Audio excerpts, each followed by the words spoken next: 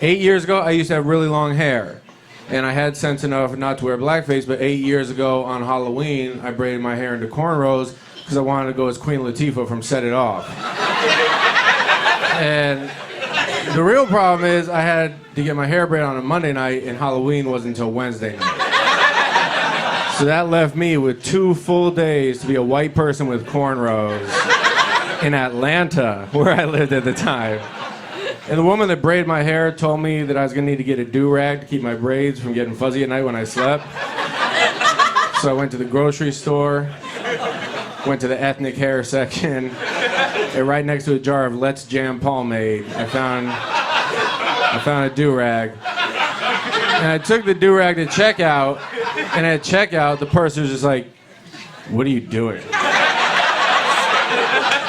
Who do you think you are, white person with cornrows? I hate you."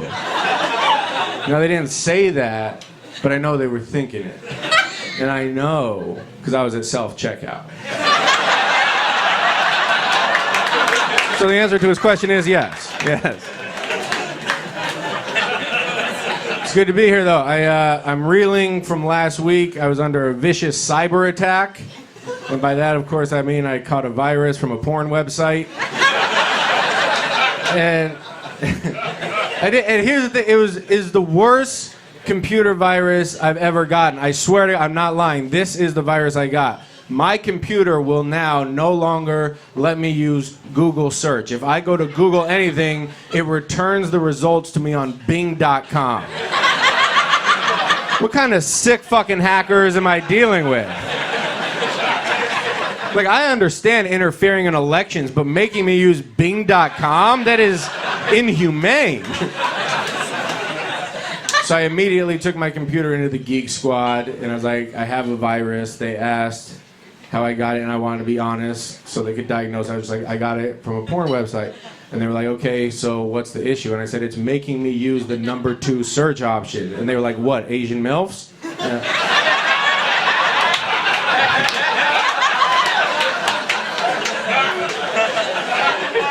It's just such an annoying, it's just so inconvenient to use Bing.com. And I hate inconvenience above anything else. Like, I watch the show Naked and Afraid all the time. I love that show. If you don't know, it's where they take 2 self-described survivalists, put them on a deserted island or some horrible place to exist, butt naked for 21 days. They have to survive. They're only allowed to bring one thing with them. Sir, if you could only bring one thing with you to a deserted island to try to survive, what would you bring? A knife. That's a very reasonable response. That's what most people say. You know what I would bring? A cyanide pill. That's how much I hate being inconvenienced. Like, I'll give it my best effort. I'll walk around for 3 or 4 hours and look for food and shelter. But if I don't come up on anything quickly, I just want that fucking cyanide pill. I'm out. And, like, here's the thing. Like, I don't support suicide. Like, I would never kill myself out of sadness, but I would absolutely kill myself out of inconvenience. I'm just being honest. Like, I've had my heart broken. I watched my mother die in a hospital bed. Neither of those things made me consider suicide. I've been standing in a DMV line like, I'm gonna fucking kill myself.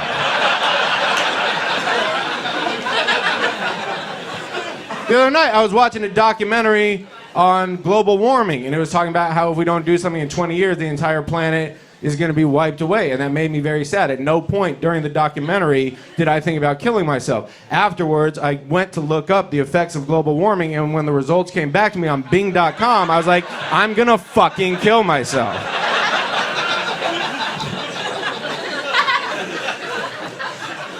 Not going to do it, though. Got a lot to live for. Love doing comedy. Picked up a side gig a few months ago. I became an ordained minister. That's fun. Because I have a few friends that got married, and they asked me to officiate the wedding. To legally officiate, I had to become an ordained minister. So I went online, paid $19, instantly ordained. For $19, you get the certificate, and for an extra $9, you can get a clergy parking pass. And I don't even own a car, but I know what a nightmare parking in the city can be. So I sprung for it, and I've been loaning out to my friends with cars for a few dollars a day. And now I understand how easily corrupted religious leaders can become. You know, like, I've only been an ordained minister for a few months, and I'm already running a very lucrative underground parking scheme for the Lord. Handicap spots for everyone in heaven. Still not sure what that means. I keep saying it, I don't know what it means. No, I liked officiating the wedding, though. It was good to be around a wedding because I'm getting married myself in September. And yeah, it's coming up, and I don't know, I feel ready. I do feel ready to get married. We've been through the trials and tribulations. We've been together for almost 4 years. During that 4 years, we spent 1 year in a long-distance relationship. We were living together in New York for 2 years. She took a job in California. And during that time, I learned a lot about myself, because when she moved away, I realized that I value personal space more than I value sex. You know, because like she moved away, and we could no longer regularly have sex, and that was really unfortunate. But she also packed up all of her shit and took it with her. And suddenly, my tiny New York apartment felt twice the size, and I was totally cool with the situation.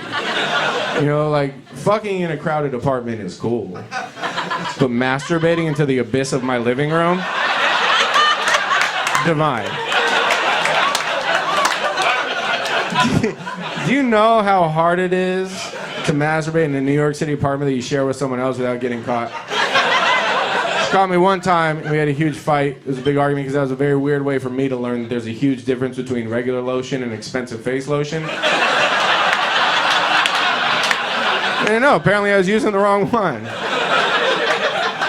Good news is it did get the wrinkles out, so... Fellas, give Clinique a try. It's worth the extra $3. No, our bachelor and bachelorette parties, we're doing them the same weekend, and we're doing it in 3 weeks, and we could not be approaching it in a more different way. Her best friend emailed me 35 questions that she wants me to answer so they can play a game of how well does my fiance know me. If anyone from my bachelor party did that, they would be uninvited from the wedding. Anyone on my bachelor party is allowed to ask my fiance one question, and that is, what is my blood type in case a stripper steals my kidney? Like, we do have a great relationship. There's an age gap, though. I'm 35, she's 29. It's not crazy. It's not like an egregious age gap. But those are two very different phases in your life. Like mid-30s, late 20s, two very different phases in life. You know, like she still wants to party and go to the club and do shrooms and Molly and acid and weed. And I'm just kind of, yeah, well, I'm like done with that. And she says now that I'm boring. And I'm like, I'm not boring. I'm exhausted from being awesome for 3 entire decades before you met me. Like, I used to sell weed that I had to buy from actual gangsters while you were training for your fucking bat mitzvah, all right? I'm not... But in preparation for getting married, we had to take a serious emotional inventory. You know, just all cards on the table. Be very honest about ourselves. Make sure there are no skeletons in the closet. That's important. If you're going to spend the rest of your life with somebody, you want to make sure they don't only know about the person you plan on being, they have the right to know about the person that you've been. And so that was kind of uncomfortable. I had to make myself vulnerable and share things with my fiance that I didn't necessarily want to. And it was difficult. Like, I had to look my fiance in the eyes and admit to her that when I was in college, I pursued a career as a white rapper. And that's not something that I was looking forward to telling her, but I felt like she had the right to know that a mixtape might surface and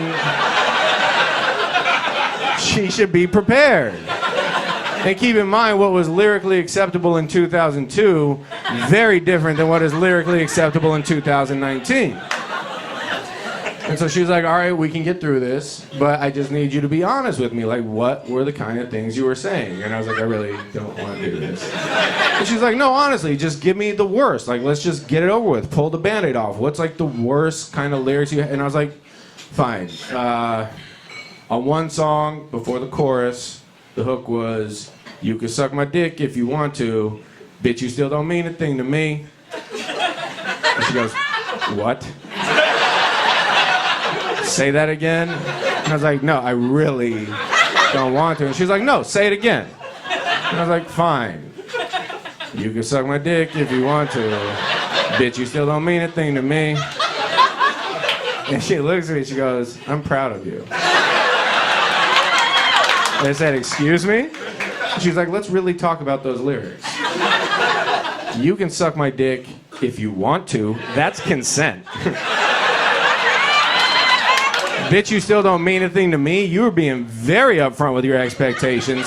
No emotional manipulation, no emotional abuse whatsoever. And I was like, you're goddamn right. I am a feminist rapper. Gloria Steinem can suck my dick if she wants to.